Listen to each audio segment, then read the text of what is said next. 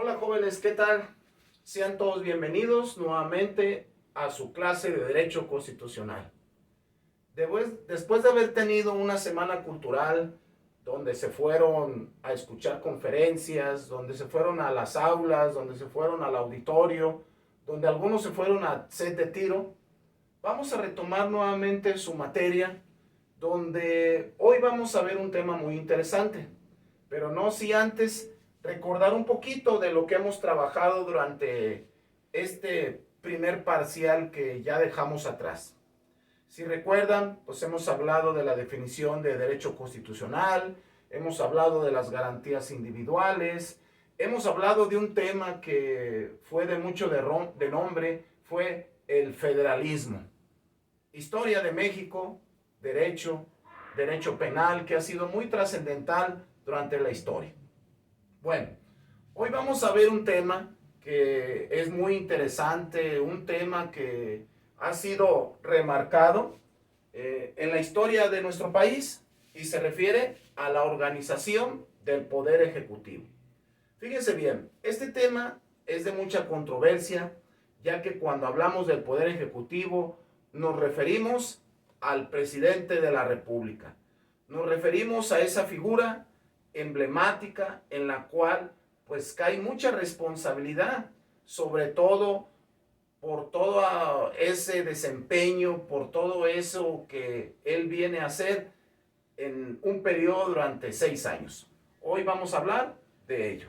Bien, el hablar de la organización del Poder Ejecutivo es primeramente hablar de la estructura del Estado mexicano. Fíjense bien, muchachos, tomen nota. Por favor, cualquier duda que haya, háganmela llegar por los medios conducentes. Fíjense bien, el hablar de la estructura del Estado mexicano es hablar de todas esas organizaciones, es hablar de las direcciones, es hablar de todas esas responsabilidades que el gobierno federal le ha dado a cada uno de ellos.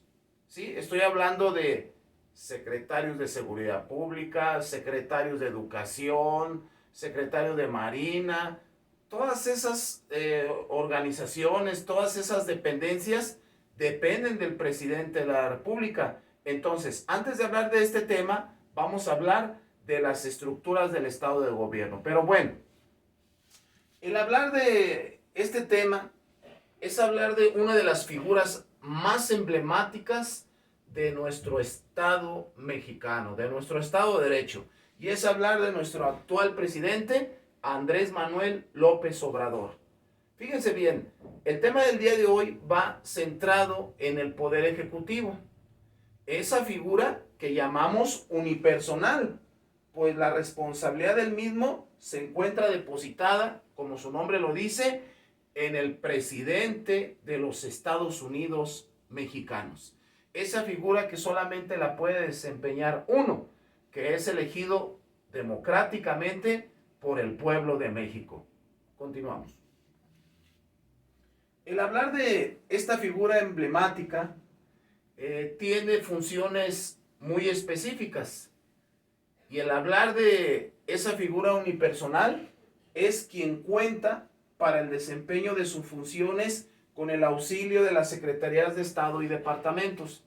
Yo les comentaba hace un momento que de nuestro presidente de la República dependen muchas secretarías, muchas dependencias, muchas direcciones, las cuales, pues obvio, él tiene que delegar todas esas funciones porque si no se atiborraría con tanto. Entonces, ¿por qué se le llama unipersonal? Porque él va a ser la cabeza, el Poder Ejecutivo que a través de todas las secretarías, de todas las dependencias, delegará responsabilidades.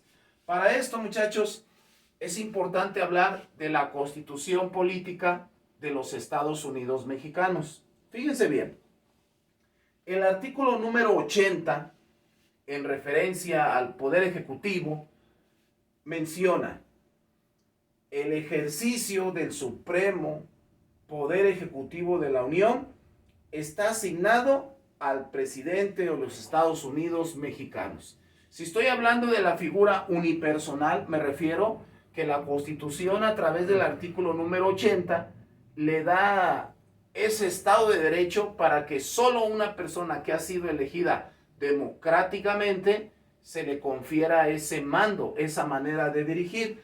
Por lo tanto, el hablar de esa figura, voy a comentarles de ciertas funciones que solamente él puede desempeñar. Dentro de esas facultades del Ejecutivo se encuentra el de nombrar y remover libremente a los secretarios del despacho, remover los agentes diplomáticos. Fíjense, dentro de las facultades que tiene el presidente de la República es nombrar. Obvio, él tiene a espaldas de él asesores, él tiene a espaldas de él gente con experiencia, que ha tenido trayectoria, porque obvio no creo que se la sepa de todas, mas sin embargo, él es el poder ejecutor.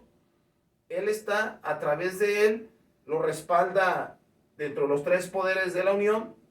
Él es el ejecutivo, está el legislativo y el poder judicial, que son, por decir así, sus asesores cercanos, diputados y senadores. Pero bueno, él tiene esa función como tal. Pero entonces, el hablar de que tiene esa facultad de remover diplomáticos, empleados de Hacienda y sobre todo nombrar y remover libremente los demás empleados de la Unión, pues son facultades que él tiene y que no las puede delegar, ¿sí? La importancia de lo que es llamado unipersonal. Bien, fíjense que en este tema me ha resultado interesante el hecho de estudiar esa figura tan emblemática, a veces muy criticada por los medios de comunicación, a veces muy cuestionada, y no me refiero nada más de nuestro presidente actual, sino todos los presidentes, les hablo en los últimos 30 años de gobierno, donde hemos sido representados por diferentes colores, y pasan presidentes de la República y nos podemos preguntar, bueno, ¿y qué sucede en materia de seguridad pública? Se sigue escuchando personas desaparecidas, se sigue escuchando el plagio, secuestro, el feminicidio. Mas, sin embargo, bueno, el mando supremo del Estado mexicano, pues es el presidente de la República, el cual, pues en un año, como ustedes saben, vamos a ir nuevamente a elegir democráticamente otro presidente de la República. Entonces, muchachos, el presidente de la República inicia el ejercicio de su cargo el 1 de diciembre y en él durará un periodo de 6 años. Bueno, estamos todavía a un año, menos de un año, que ya entre nuevamente las elecciones para presidente de la República, pero fíjense bien, si yo les preguntara en su examen, ¿cuál es el lapso de duración de un presidente de la República? La respuesta sería 6 años, ¿sí? Como los gobernadores, a diferencia de los presidentes municipales, que son nada más 3 años. Bueno, sigamos citando la Constitución, y hablar de la Constitución es nombrar ahora el artículo 83. Fíjense bien, no pierdan de vista, estamos hablando unipersonal del presidente de los Estados Unidos mexicanos. El artículo 83 de la Constitución habla: el ciudadano que haya desempeñado el cargo de presidente de la República, electo popularmente. ¿Qué se refiere popularmente? Que salieron a votar y ustedes eligieron al presidente por mayoría del voto, el pueblo mexicano, o también con el carácter de interino, ya sea por fallecimiento, por renuncia, a eso puede entrar el carácter de interino, provisional o sustituto. En ningún caso y por ningún motivo puede volver a desempeñar este puesto.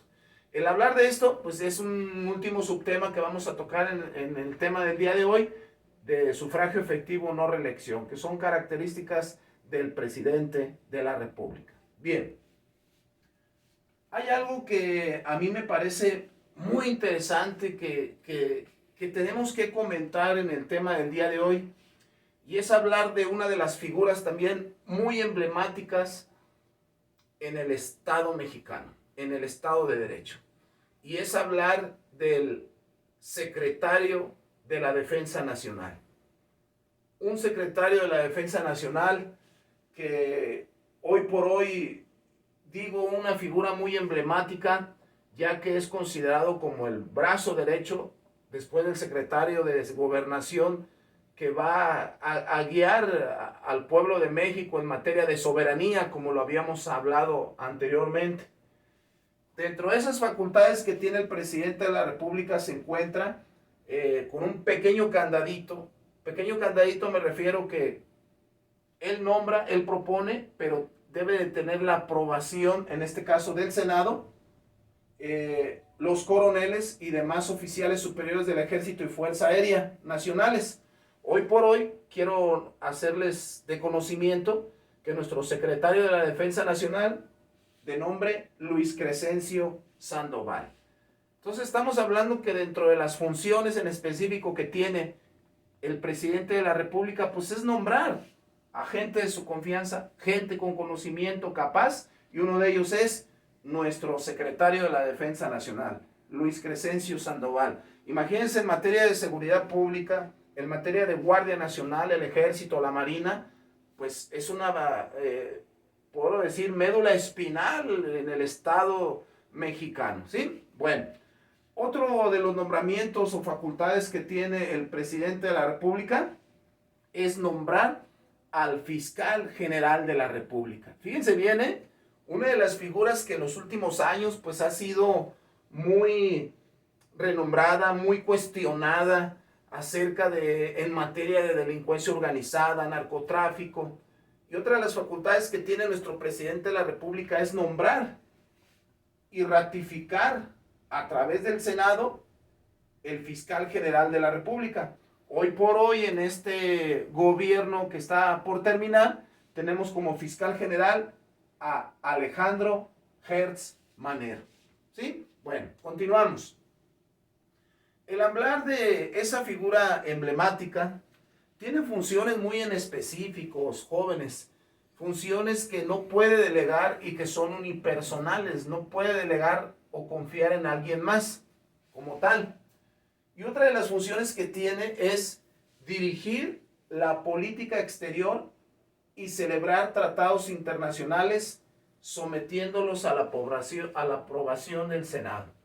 Fíjense que yo lo veo tan importante, y si estamos hablando de democracia, el hecho de trabajar en equipo con la Cámara de Diputados, con la Cámara de Senadores. Si se acuerdan, en clases pasadas yo les hablaba de alrededor de 500 integrantes. Imagínense en los estados, en la República, pues toda esa gente que está ahí para aprobar todas las propuestas que son hechas a través de diputados y senadores y en consenso en un plebiscito, llevarlas a cabo en beneficio de la sociedad, buscando siempre el buen común. Entonces, en relación a tratados internacionales, pues el presidente de la República, con aprobación del Senado, son otras de sus facultades y es por eso es llamado unipersonal. Bien, hablar de esa figura emblemática habla también de otros de los nombramientos muy importantes en materia de seguridad pública, en materia de Código Nacional de Procedimientos Penales, y me refiero a la designación de ministros de la Suprema Corte de Justicia.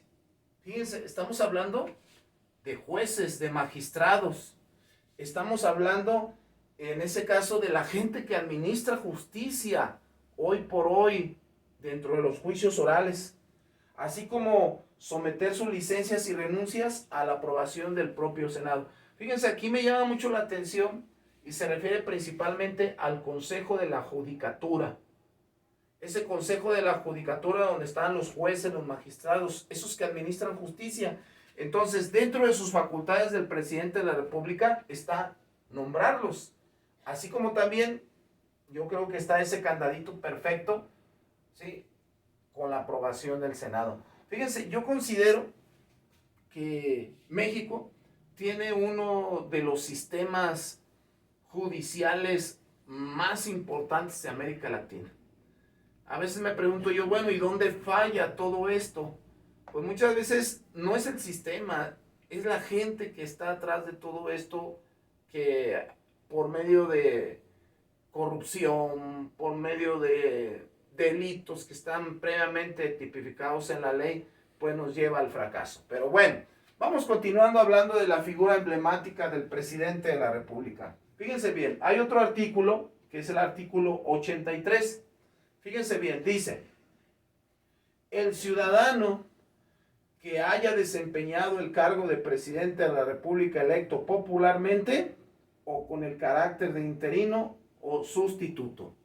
Fíjense, todo lo que yo les he hablado ahorita, en estos minutos atrás, está sustentado en la ley.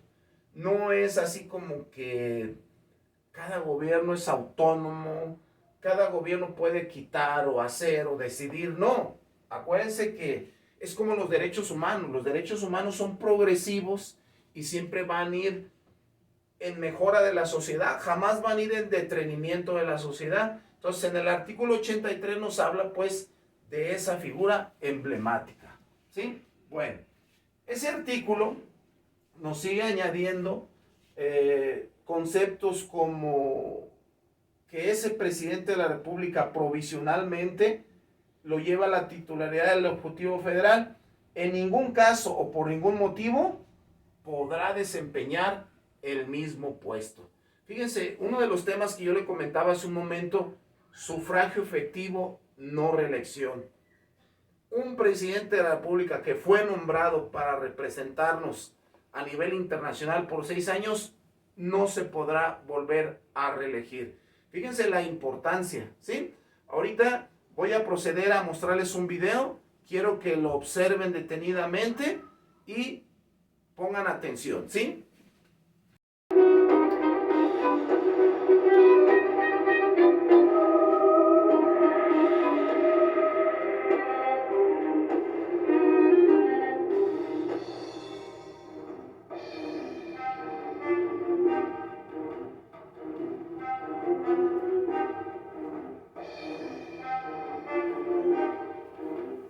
Hola, ¿qué tal? Qué bueno que nos acompañan. En esta ocasión vamos a hablar sobre el principio de división de poderes, el por qué en nuestro sistema constitucional hay un poder legislativo que representa al pueblo y al pacto federal, un poder ejecutivo que es representado por el presidente de la República y un poder judicial que se encarga de administrar justicia, y de que cada uno de estos poderes tiene funciones específicas que cumplir.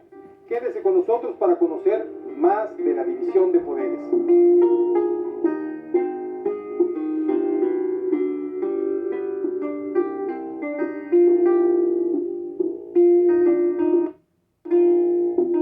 La Constitución tiene dos grandes objetivos. Por una parte, garantizar nuestros derechos, decía el artículo famoso 16 de la Declaración Francesa de 1789, y la segunda gran función es dividir el poder. Dividir al poder, dijo un pensador clásico, Montesquieu, para garantizar la libertad.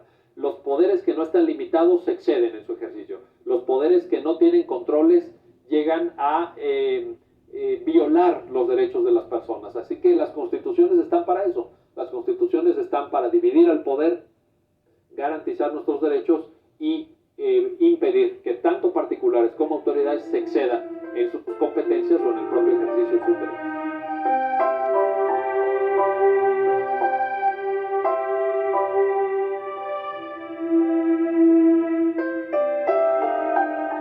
Quien lo hace expreso y de manera precisa es Montesquieu, y de ahí lo toman las constituciones, primero la estadounidense, luego las francesas y de ahí en adelante todas las demás. Y se traduce esencialmente en la existencia de órganos establecidos por la Constitución. La división de poderes es un principio por el cual distintas funciones se encargan a distintos órganos. Tradicionalmente se ha considerado que son tres las funciones: la ejecutiva, la administración, la legislativa, la creación de leyes o reforma de las leyes, y luego la función judicial, que es la función de los jueces de administrar justicia, de resolver los conflictos y las controversias. Nada más que hay que darse cuenta que son funciones de distinta naturaleza, ¿no? La ejecutiva y la legislativa son netamente políticas, mientras que la judicial pues es jurídica. En ese sentido, los tres poderes no no son iguales. Me parece que esa división de poderes obedece a dos grandes mecanismos que la conforman, que la complementan. Es decir, que cada poder hace lo que le toca y solamente lo que le toca derivado de la Constitución, pero que además esos poderes entre sí se vigilan, se supervisan, se ponen frenos para que puedan entonces en un Estado democrático pues no excederse. A lo largo de los 100 años de la vida de nuestra Constitución se han ido agregando una nueva categoría de entes públicos que son los órganos constitucionales autónomos, como el Banco de México, como el Instituto Nacional Electoral, por ejemplo. No dependen estructuralmente de ninguno de los tres poderes, sin embargo desarrollan actividades muy importantes que ayudan a regular el poder político en México.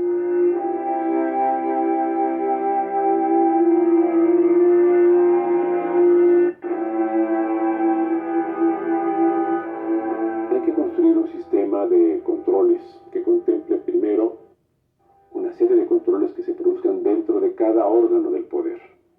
Eso se llaman controles intraorgánicos, así los llamó Karl Loewenstein en los años 50 del siglo pasado.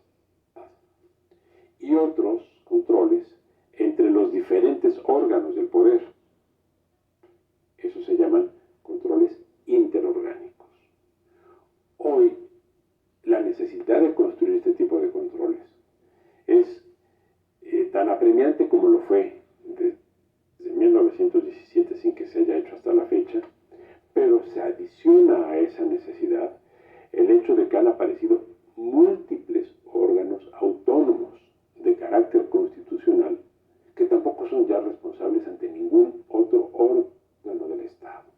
Qué bueno que nos acompañaron. En esta ocasión tuvimos oportunidad de saber más del principio de división de poderes, de la distribución de competencias que debe tener cada poder público a fin de que ninguno choque y de que ninguno prevalezca sobre otro poder público, a fin de garantizar equilibrios, armonía y lo más importante, que ninguno concentre más funciones de las que no le corresponden, con el único fin de garantizar y proteger nuestras libertades, nuestros derechos fundamentales. Lo invito a que nos siga viendo en su serie Nuestra Constitución en 30 lecciones. Nos vemos en una próxima ocasión.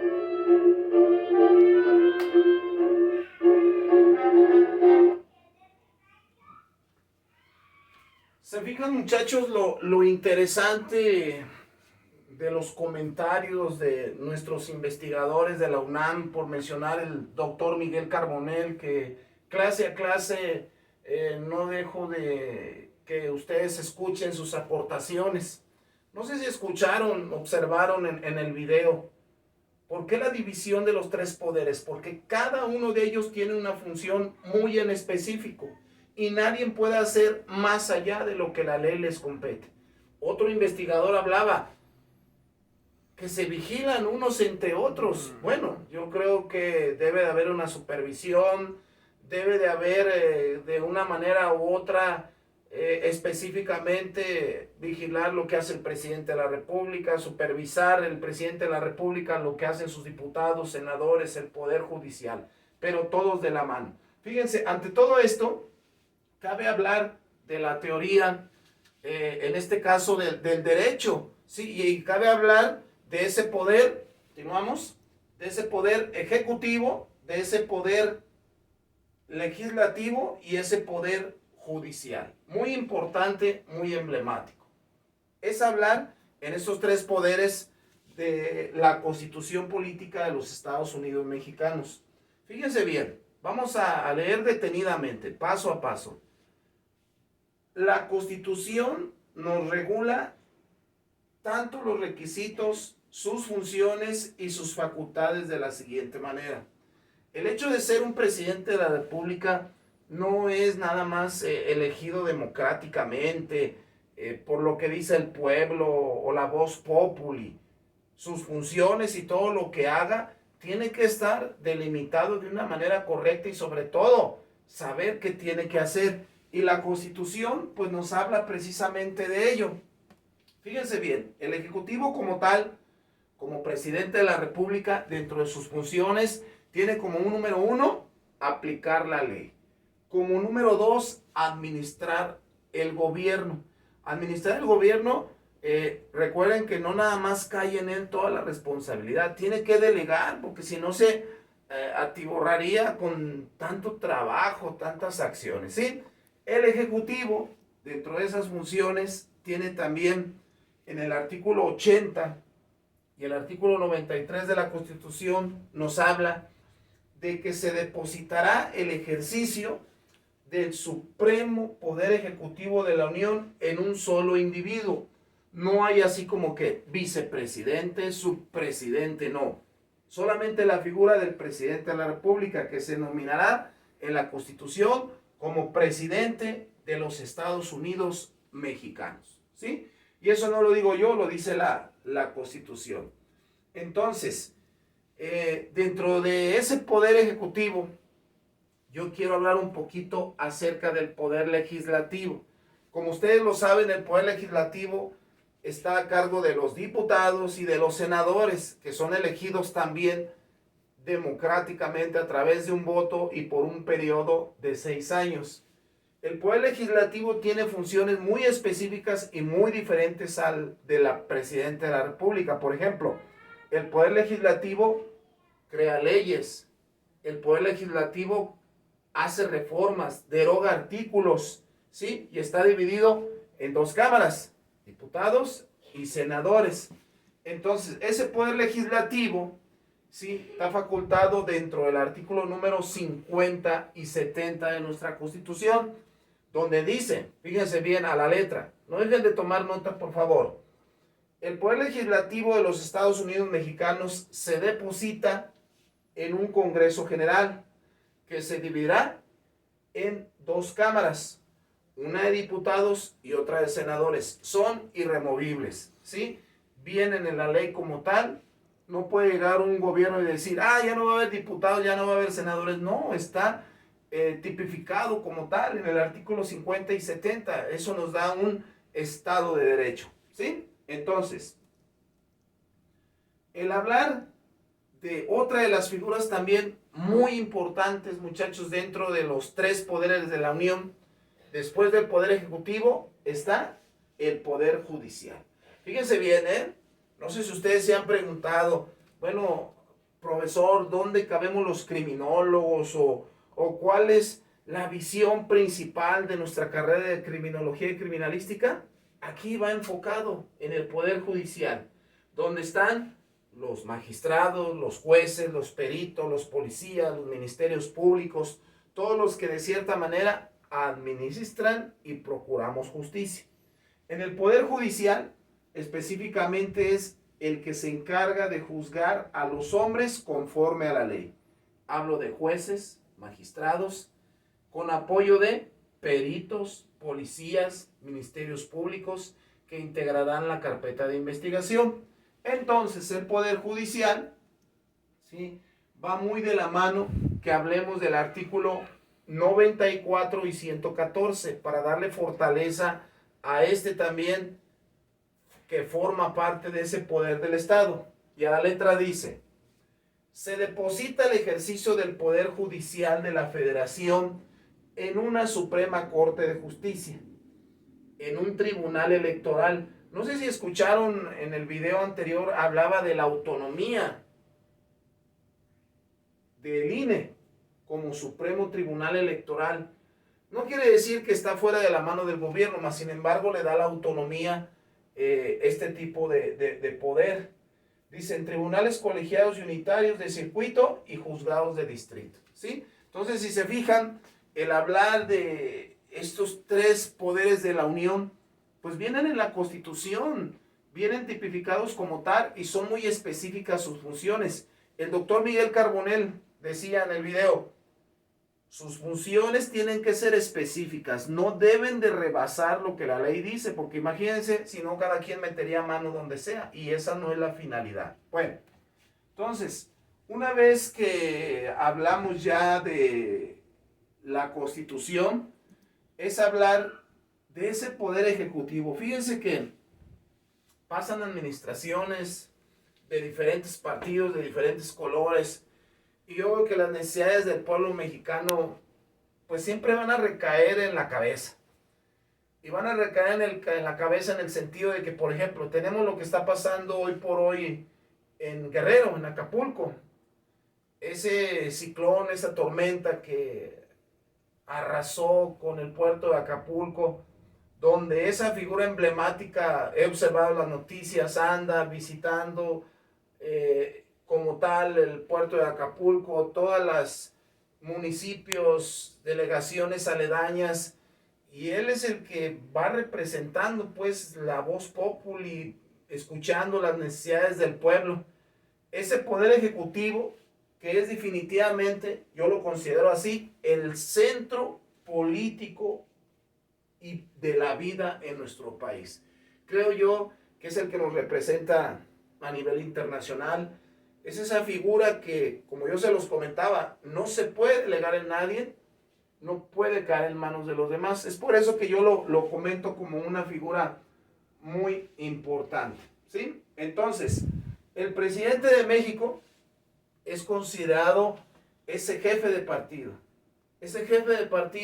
que predomina, ese jefe de partido que está integrado por las grandes centrales obreras, campesinas y profesionales.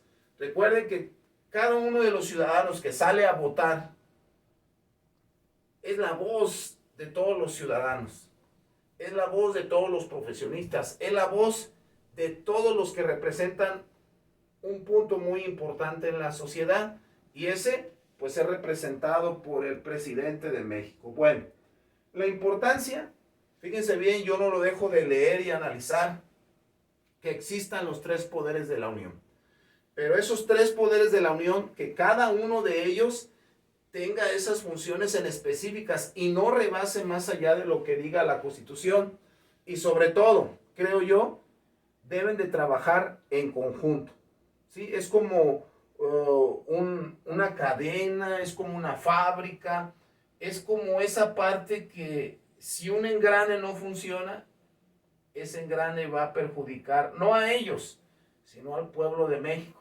Entonces, tienen que trabajar unidos, tiene que haber buena comunicación y sobre todo, muchachos, no poner obstáculos entre ellos mismos, porque eso genera un retraso en la política económica del país, un retraso en esa parte que a veces en materia de seguridad pública, de educación, pues nos lleva a no seguir avanzando. Sí, lo vemos en materia de seguridad pública, los desaparecidos. No ha habido gobierno que le pueda dar solución a este tema de delincuencia organizada, ¿sí? Entonces, se tiene que trabajar, se tiene que seguir generando políticas criminales, políticas de seguridad públicas que nos ayuden a inhibir esa problemática tan marcada, ¿sí?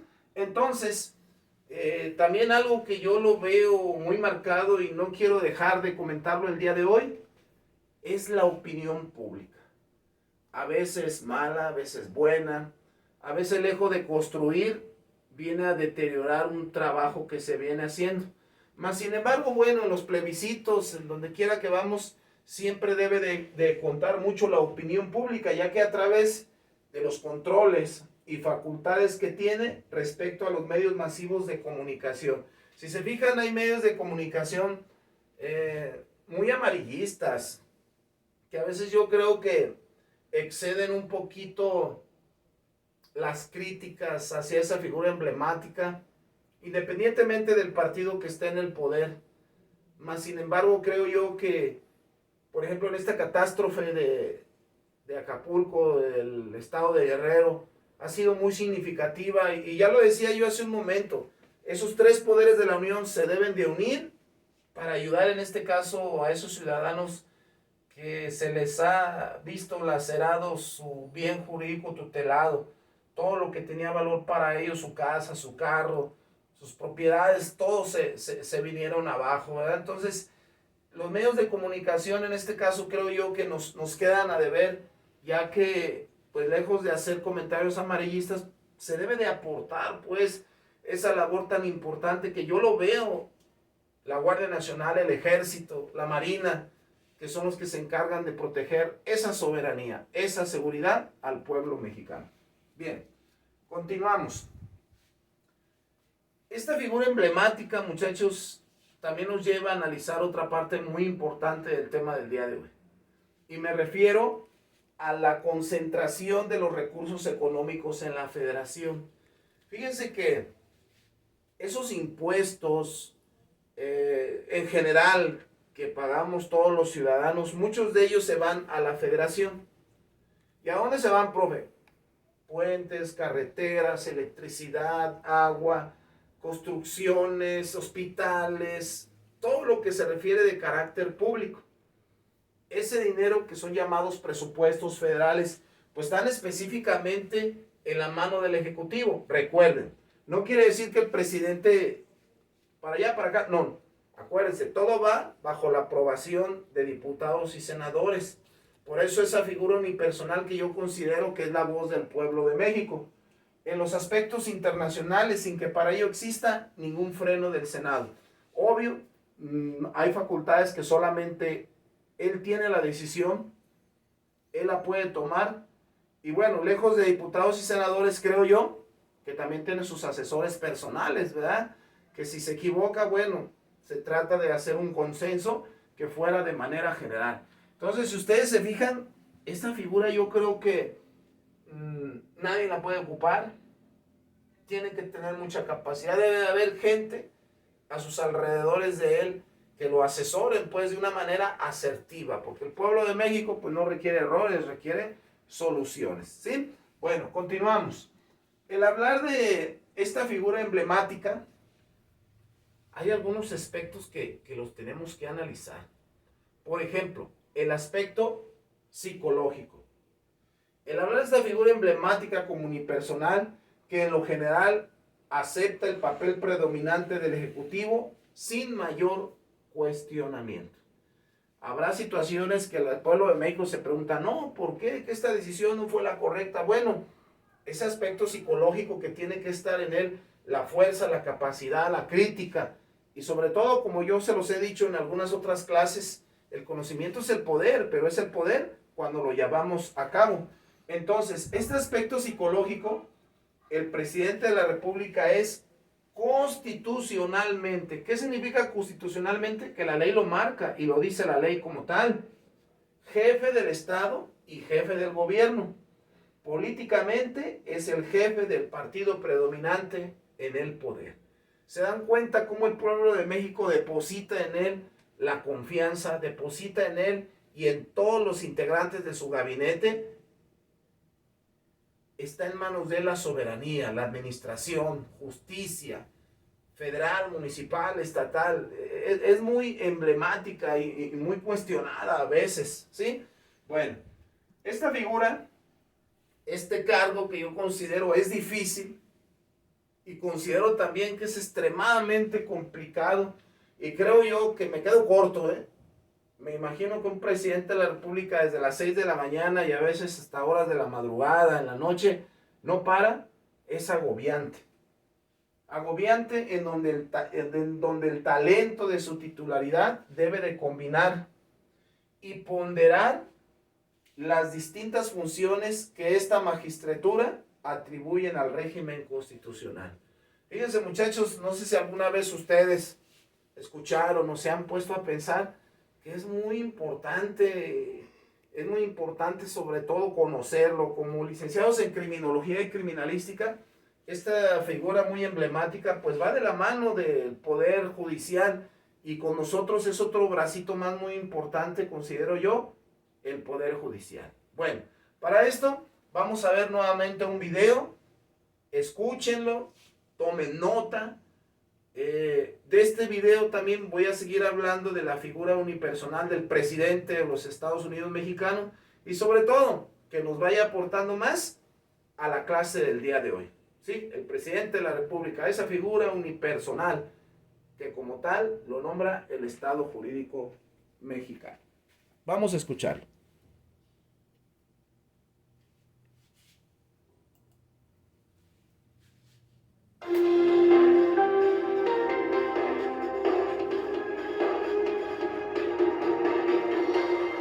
Nos han enseñado siempre a pensar que México tiene un poder ejecutivo excesivamente fuerte, una presidencia imperial, la llamaron en algunas ocasiones.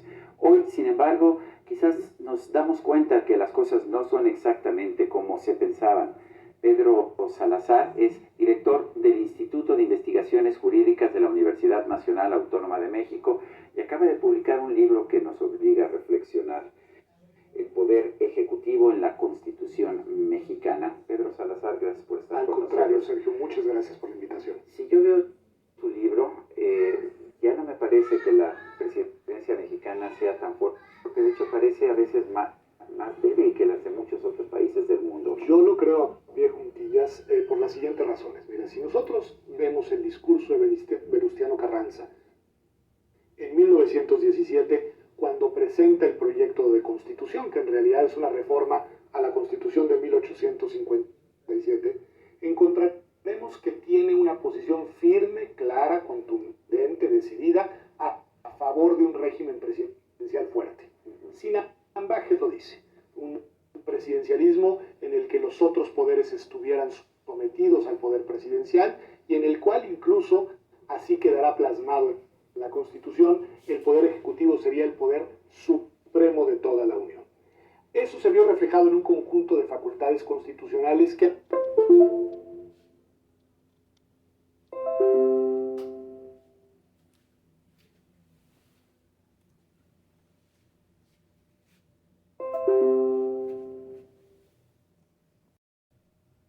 Bien, este video pequeño, cortito, pues nos lleva a reafirmar, como lo venimos platicando, esa figura emblemática.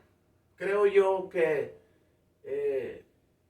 está por demás hablar de la responsabilidad tan grande que tiene nuestro presidente de la República Mexicana. Fíjense que dentro del temario de estudios hay otro subtema, podemos decir así, que debemos de tocar, y es los requisitos de elegibilidad para ser un presidente de México. En otras palabras, ¿cuáles son los requisitos para que un ciudadano mexicano llegue a ser presidente de la República? Fíjense bien, los vamos a ir tocando uno por uno para que lo escuchen detenidamente, ¿sale? Vamos a escuchar. Primer requisito para ser un presidente de la República Mexicana. Fíjense bien, primeramente, debe de ser ciudadano mexicano por nacimiento, en pleno goce de sus derechos, hijo de padre o de madre mexicanas, y haber residido en el país al menos durante 20 años. Fíjense, esos candados, podemos decir así, requisitos que debe de haber para ser un presidente de la República. Creo que no es mucho de cuestionar. Padre, madre, debe ser hijo de ellos, en pleno goce de sus derechos, estar viviendo durante menos 20 años en nuestro país y sobre todo tener la ciudadanía de mexicano por nacimiento. Bien, segundo requisito, estar inscrito en el Registro Federal de Electores y contar con su credencial para votar. Yo veo que son requisitos mínimos. Creo yo que pues debe de haber así como que, no sé, yo le añadiría no tener antecedentes penales, contar con una buena reputación, que muchas veces todo eso queda de lado y bueno, no lo digo yo, lo marca la ley. Tercero, tener 21 años cumplidos al día de la elección. Yo he visto pues que el ser presidente de la República debe de tener una gran trayectoria. El ser un presidente de la República pues debe de tener mucha experiencia y sobre todo creo yo que la política pues muchas veces no es lo que pensamos porque los hechos hablan de diferente manera. Pero bueno, nuestro tercer requisito es tener 21 años cumplidos al día de hoy. Bien, yo quiero hacer una pregunta hasta aquí en lo que hemos hablado. Fíjense bien, vamos a reflexionar. ¿Debe de existir un grado de estudios para ser presidente de México? ¿A qué me refiero con un grado de estudios? Me refiero a que si debe de tener una licenciatura, si debe de tener una maestría, debe tener alguna especialidad en específico. Obvio, no vamos a tener un presidente de la República chef, no vamos a tener un presidente de la República. Debe ser una carrera acorde al derecho, acorde a nuestro sistema, a nuestro Estado de Derecho como tal. Bueno, esa pregunta vamos a comentarla. Fíjense bien, si estamos hablando de una figura tan emblemática como es el presidente de la República, se refiere a que se enfoca al conocimiento legal. Es decir, esta figura tan emblemática debe de tener conocimientos a nivel licenciatura en sociología, en derecho, en economía e historia. Esto nos puede ayudar a entender de mejor manera el contexto social que vive actualmente nuestro país, como economía, derecho, que creo que son ramas o ciencias auxiliares de la criminología muy importantes para ser un presidente de la República. Entonces, cuando la falta del presidente sea temporal, pero por más de 30 días, el Congreso de la Unión resolverá sobre la licencia. Creo yo que nuestro país no ha llegado a una situación como esta. Ha habido democracia, ha habido esa fidelidad que debe de haber por parte de esa figura hacia el pueblo de México. No hemos vivido en los últimos 100 años alguna situación donde algún presidente tuviera que irse por una situación como esta. Pero bueno, más sin embargo no estamos exentos de ello. Bien, mientras tanto dice, asumirá el cargo de manera inmediata el presidente de la Suprema Corte de Justicia de la Nación. Otros países me ha tocado ver que en la ausencia o en guerra que entrara algún país, entra a tomar el poder el secretario de la Defensa Nacional. Pero bueno, aquí lo marca la ley, que quedará en manos del presidente de la Suprema Corte de Justicia de la Nación. Bueno, ya eso, en materia de política, se toman decisiones muy adversas a eso. Bueno, continuamos. El hablar de esa figura emblemática, yo quiero hablar de la carrera política de nuestro presidente de la República. Nuestra carrera política de un ciudadano que viene del sur de México. Un ciudadano tabasqueño, un ciudadano que inicia su carrera como maestro, como docente. Y me refiero a Andrés Manuel López Obrador, que es egresado de la Universidad Nacional Autónoma de México en el año de 1976. Y él adquiere su licenciatura en Ciencias Políticas y Sociales. Si se fijan, el perfil de nuestro presidente de la República pues va adecuado a los requisitos que nos pide como tal la Constitución, enfocado en ciencias políticas y enfocado en la administración pública. Todo esto pues nos viene a dar ese conocimiento que la práctica y la experiencia le tiene que dar como tal. Entonces, el hablar de esa figura emblemática es hablar de uno de los principios, contémplenlo como una pregunta de examen profesional, ¿sí? Y me refiero, fíjense bien, al principio de la no reelección. A ver, muchachos, piensen un momento, ahí donde están sentados en su butaca, o si vuelven a ver esta clase, ese principio de la no reelección. Lo vemos de repente en los libros de texto, lo vemos en las monedas, lo vemos, no sé, en algún gobierno, ayuntamiento, estatal, municipal o federal que van y nos encontramos sufragio efectivo, no reelección. Fíjense bien, ¿a qué me refiero con esto? Cuando hablamos del sufragio efectivo, no reelección, nos vamos a remontar a la historia, a la época maderista, Francisco I. Madero. Francisco I. Madero, uno de los revolucionarios, uno de los que de la mano de algunos otros presidentes de la República, generales, impulsaron ese lema de sufragio efectivo, no reelección. La no reelección fue un principio fundamental enarbolado por la Revolución Maderista en el año de 1910. Contra la dictadura en ese tiempo del general don Porfirio Díaz, que duró 30 años en el poder. Este legado fue retomado por la lucha constitucionalista. El pueblo mexicano estaba cansado de la opresión, estaba cansado de vivir bajo la mano de un dictador como el general don Porfirio Díaz, y Francisco I. Madero inicia con ese principio de la no reelección. Pero bueno, voy a hablarles un poquito más acerca de esto, donde la pregunta, ¿qué es la no reelección? A ver, piensen tantito ustedes. ¿Qué significa la no reelección?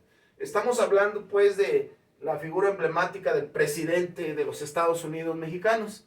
Y hablar de la figura, ¿qué es la no reelección? Es remontarnos a varios aspectos. Fíjense bien, la no reelección se refiere desde una perspectiva legal, es el impedimento por lo que un representante popular elegido, valga la redundancia, por el pueblo democráticamente, no puede volver a ocupar por el periodo que corresponda el cargo público por el cual fue electo.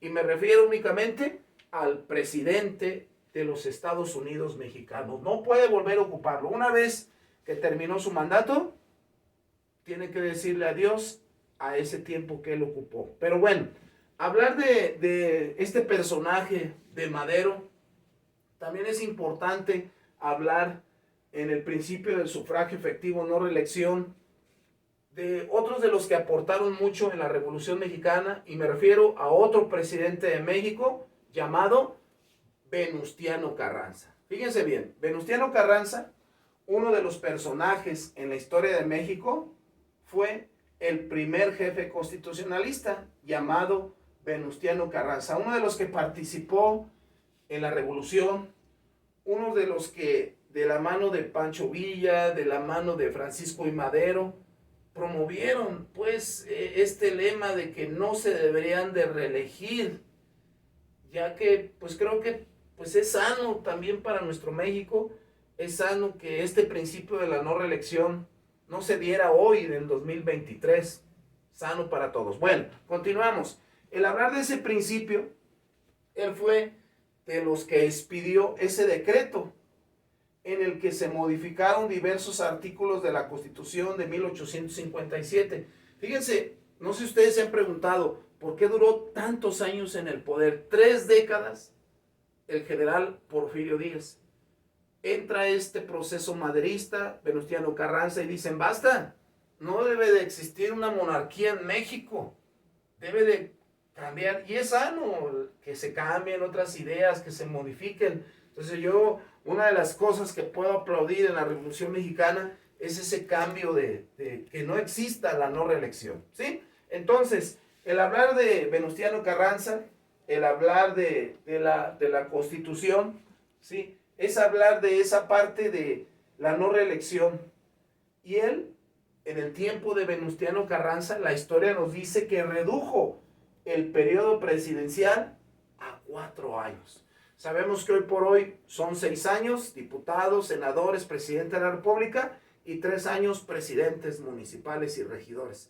Entonces, en ese tiempo se redujo a 4 años, hoy por hoy en la actualidad son 6 años nada más de gobierno. Entonces, con esto puedo decirles la importancia de la figura unipersonal, la importancia del poder ejecutivo, la importancia de poder trabajar de la mano del poder judicial, del poder legislativo, supervisando, ayudándose, no poniendo obstáculos para cada uno lo desarrollen. Entonces, muchachos, creo yo que este tema pues está bastante digerible, este tema es importante, y pues no diga que de la mano de los criminólogos, los abogados, los peritos, los jueces, los ministerios públicos, es de suma importancia. Entonces, en este caso, muchachos, pues yo doy por terminado el tema del día de hoy. Espero que no dejen de tomar notas. Si creen necesario volver a ver alguna parte del video, regrésenlo y vuélvenlo a ver, ¿sí? Entonces, bien importante, concluyo mi tema y voy a pasar a lo siguiente. Fíjense bien, ¿eh? Vamos a realizar la actividad número 6. Esta actividad número 6, que lleva por nombre el Poder Ejecutivo. Vamos a hacer unas preguntas de retroalimentación. Fíjense bien, como lo hemos hecho en clases pasadas, voy a dejar la actividad en clase. En este caso voy a dejar algunas preguntas y ahorita las vamos a analizar poco a poquito para que no quede duda, ¿sí? Igual, acuérdense, la clase es hoy sábado, 8 de la mañana, y tienen hasta el próximo viernes a las 10 de la noche para que contesten sus preguntas, igual que la tarea. Fíjense bien, voy a ponerle las preguntas y las vamos a ir analizando. Recuerden que esas preguntas deben de ser en un documento de Word, ¿sí? No quiero fotos del cuaderno, documento de Word, y me las van a ir contestando. ¿Cómo vamos a contestar esas preguntas, profe? Apóyense en los videos, apóyense en la presentación, apóyense en la información que yo les di. Fíjense bien, dice, contesta las siguientes preguntas de acuerdo a la presentación y los videos presentados en clase. Fíjense bien, primera pregunta, ¿por qué se le denomina unipersonal al carácter de presidente de la República? Fue lo primerito que hablamos. ¿Por qué es unipersonal? Porque el Estado le da esa figura única y que no puede delegar funciones en nadie. Bien, dejamos pasar unos 3, 4 renglones y pregunta número 2. Dice, explica de qué habla el artículo 83 de la Constitución Política de los Estados Unidos Mexicanos en relación al presidente de México. En la presentación que yo les di, hablé de algunos artículos. Entonces, ya sea que te regresen el video o saques tu Constitución y me escribas de qué habla el artículo número 83. Bien, continuamos. Dejamos pasar unos 3, 4 rengloncitos para anotar la respuesta. Luego dice, pregunta número 3. En materia de procuración de justicia y ejército mexicano, el presidente de la República tendrá la facultad de nombrar a... Si recuerdan, en esta pregunta yo les hablaba del secretario de la Defensa Nacional, yo les hablaba del fiscal general de la República, entre algunos otros. Entonces, ¿qué facultades tiene el presidente de la República de nombrar a quién? Bien, pregunta número 4. Facilita. ¿Cuáles son los 3 poderes de la Unión? Quiero que me los menciones. ¿Cuáles son? 1, 2, 3. Bien. Pregunta número 5. Explica de manera general las funciones del Poder Ejecutivo Nacional. Esta pregunta, igual, regrésate, observa el video, puedes checar la Constitución, puedes checar al doctor Miguel Carbonell, ¿sí? Ahí vamos a obtener esa información. Bien, continuamos. Pregunta número 6. ¿Cuáles son los requisitos para ser presidente de la República Mexicana? Otro de los subtemas trabajados. ¿Cuáles son los requisitos para ser un presidente de la República? Mencioné 4 o 5, tú anótamelos ahí. Pregunta número 7.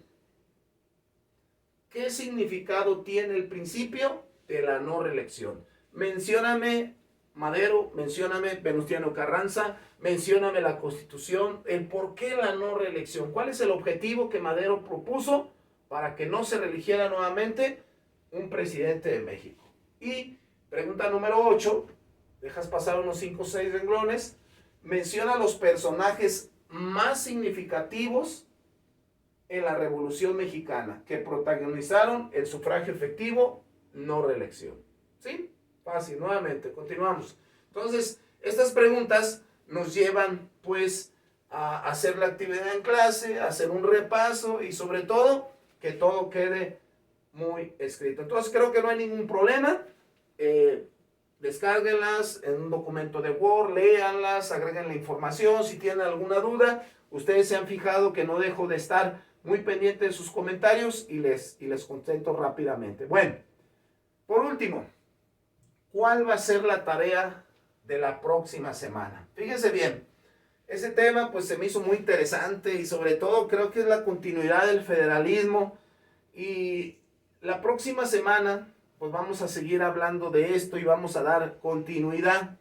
Pero bueno, dentro de este mismo tema les voy a dejar una tarea que me investiguen.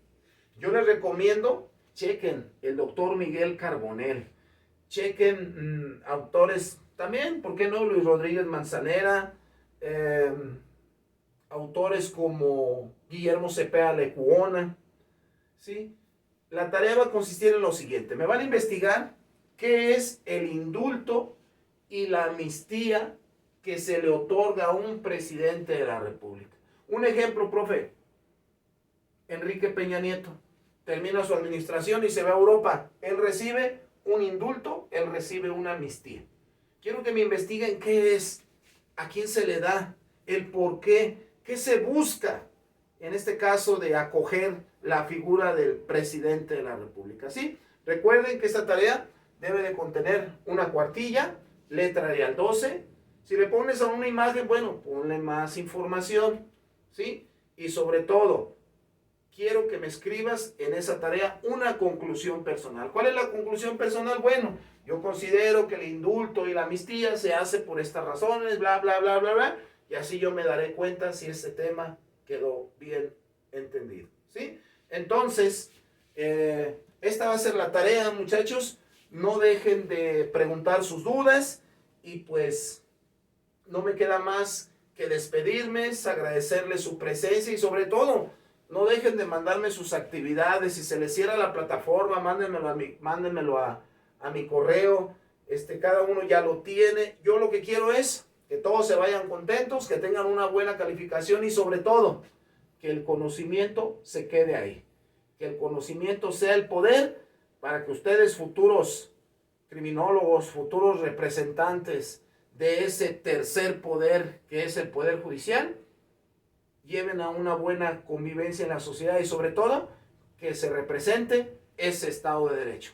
Que tengan excelente fin de semana, cuídense mucho y nos vemos hasta la próxima. Gracias, muchachos. Hasta luego.